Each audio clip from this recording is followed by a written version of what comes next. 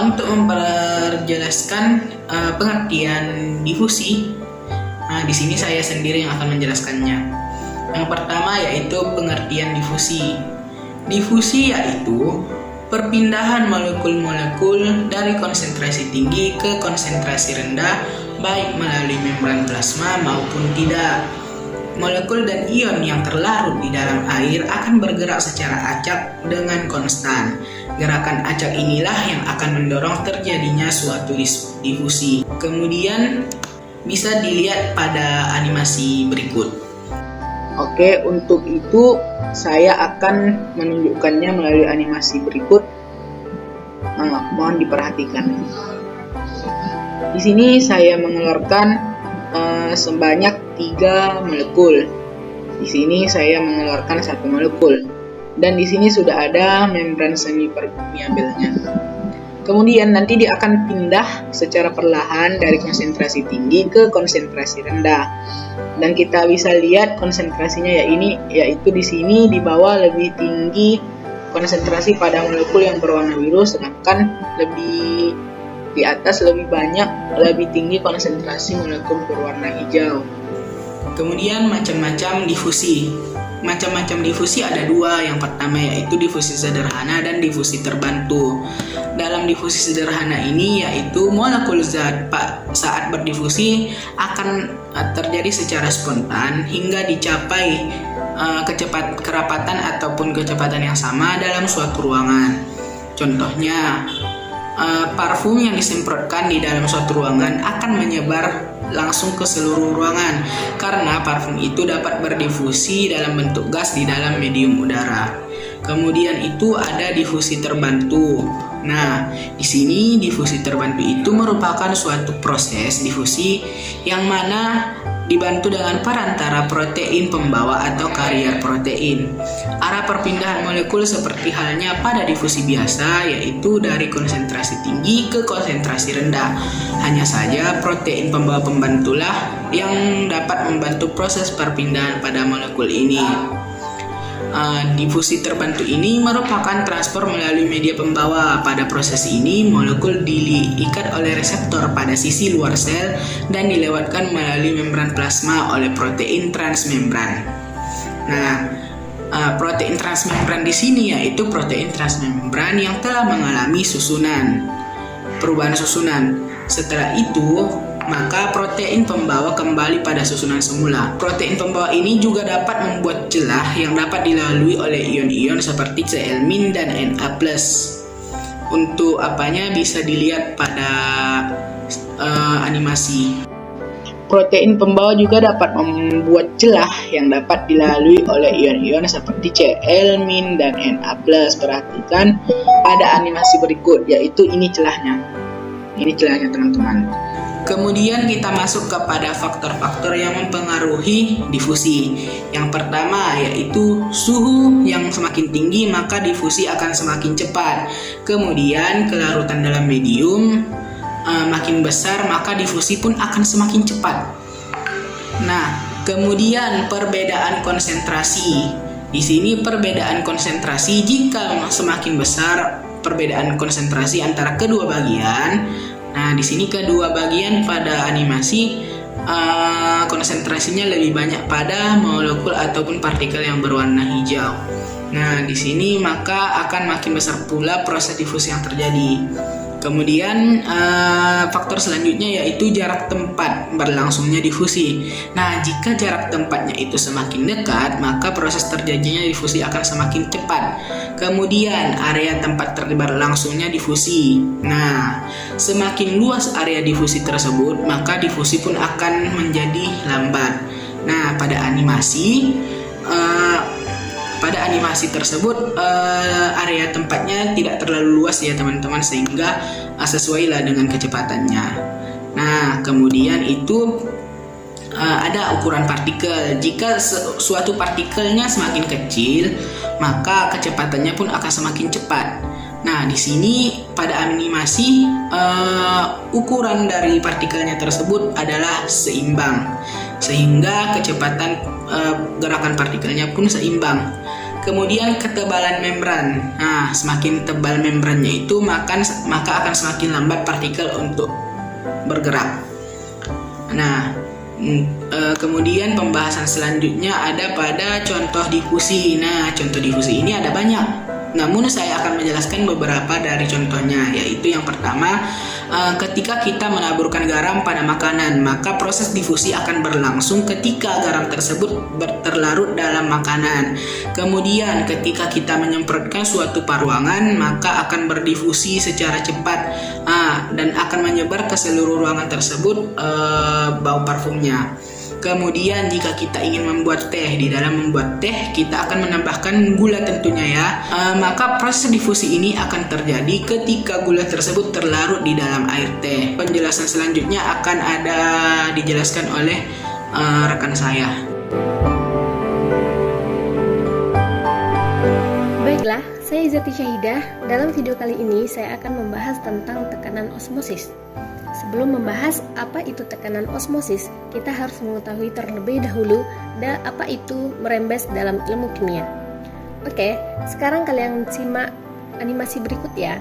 Di sana ada pipa U yang saling dihubungkan oleh suatu membran yang berwarna putih, di mana membran itu merupakan membran semi-permeable. Nah, membran semi-permeable itu sendiri merupakan suatu jenis membran sintetik yang memungkinkan molekul atau ion tertentu untuk melewatinya secara difusi. Kemudian, konsentrasi larutannya adalah sama. Nah, di sana kita misalkan larutan di sana sama-sama air. Kemudian, apa sih yang terjadi pada molekul air? Kita zoom dulu ya. Merembes di sini adalah lewatnya partikel-partikel zat cair pada suatu membran semi-permeable. Nah, setelah kalian memahami apa arti kata merembes dalam ilmu kimia, sekarang kita akan membahas tentang apa itu osmosis. Sebelum kita membahas apa itu tekanan osmosis sendiri ya, untuk memperdalam pengetahuan kalian, perhatikan animasi berikut ya. Di sana ada pipa U yang di dalamnya ada dua buah larutan yang dimana dipisahkan oleh membran semi-permeable. Seperti yang telah dijelaskan tadi, membran semi-permeable hanya dapat dilalui oleh partikel-partikel tertentu. Nah, dalam kasus ini, membran semi-permeable hanya dapat dilalui oleh partikel-partikel zat pelarut, di mana larutan yang berwarna lebih muda dinamakan larutan encer, sedangkan larutan yang berwarna biru tua dinamakan larutan pekat. Larutan yang lebih encer memiliki zat pelarut lebih banyak daripada larutan yang pekat. Begitu juga sebaliknya, larutan yang lebih pekat memiliki zat terlarut yang lebih banyak daripada larutan yang encer.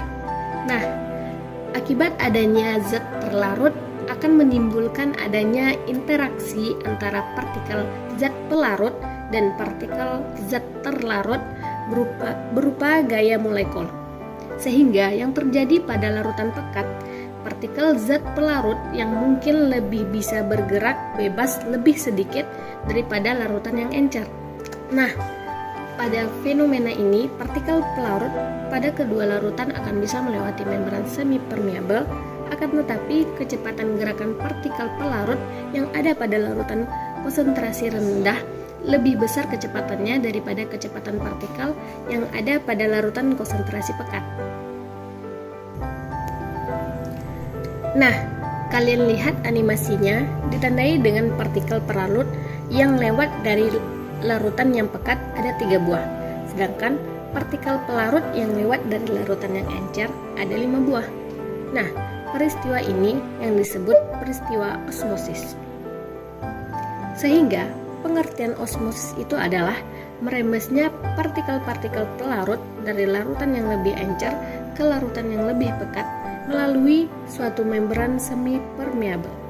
Oke, selanjutnya kita akan membahas apa itu tekanan osmosis. Perhatikan animasi berikut ya. Animasi tersebut merupakan kelanjutan dari animasi tadi. Nah, laju perpindahan partikel zat pelarut yang berbeda seperti yang sudah dijelaskan tadi menyebabkan tinggi air pada larutan pekat bertambah karena partikel pelarut dari zat encer banyak yang masuk ke larutan pekat.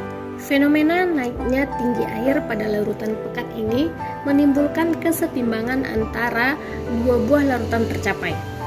Kemudian, tekanan balik antar larutan dibutuhkan untuk mencegah terjadinya proses osmosis. Jumlah tekanan balik yang dibutuhkan merupakan tekanan osmotik larutan. Jadi, tekanan osmotik itu adalah tekanan yang diperlukan untuk mencegah terjadinya osmosis. Baiklah, presentasi selanjutnya akan dilanjutkan oleh Saudari Silvina Effendi. Kepada Silvina Effendi, disilahkan.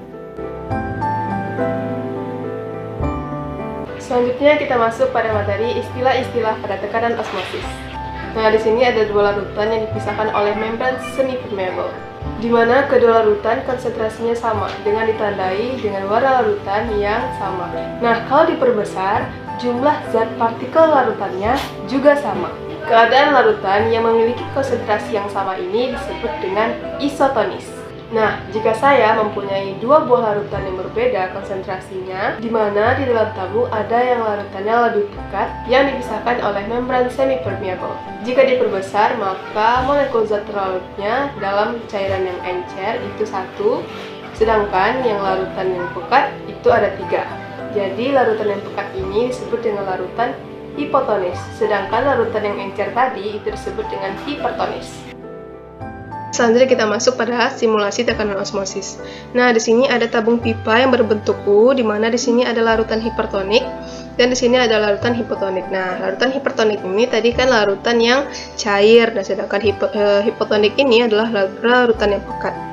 Nah, di sini ada materi. Nah, di tengah-tengah ini adalah membran semi-permeable. Nah, di sini ya teman-teman, itu adalah membran semi-permeable. Nah, untuk rumus, ini rumusnya adalah Pi sama dengan M kali R kali T dengan keterangan sebagai berikut, dan juga ada contoh soal. Nah, coba kita lakukan eksperimen di sini. Nah, jika kita zat terlarutnya adalah natrium, nah massa zat terlarutnya kita buat di sini 0,1. Nah, tekanan osmosisnya menjadi 0,03 atmosfer. Nah, di sini massa relatifnya itu adalah 151,9 gram per mol min 1. Tetapan gasnya adalah 0,082 atmosfer mol min 1 K min 1. Volumenya ada 500 ml dan suhunya ada 27 derajat Celcius. Nah, coba kita zat larutnya kita ganti menjadi kalsium sulfat. Nah, kita masukkan massa zat larutnya menjadi 0,1. Nah, sama ya, tekanan osmosisnya itu adalah 0,03 atmosfer. Yang membedakan adalah massa relatifnya. Nah, massa relatif zat terlarutnya adalah 174,259. Nah, tetapan gasnya 0,082, kemudian volumenya 500, suhunya 27 derajat Celcius. Kemudian kita coba ke mana ya? Ke natrium klorida coba. Nah, kita buat massa zat terlarutnya 0,1. Nah, di sini tekanan osmosisnya menjadi 0,09 atmosfer. Nah, untuk massa relatifnya itu adalah 54,443 gram per mol min 1. Nah, jadi seperti itu ya teman-teman.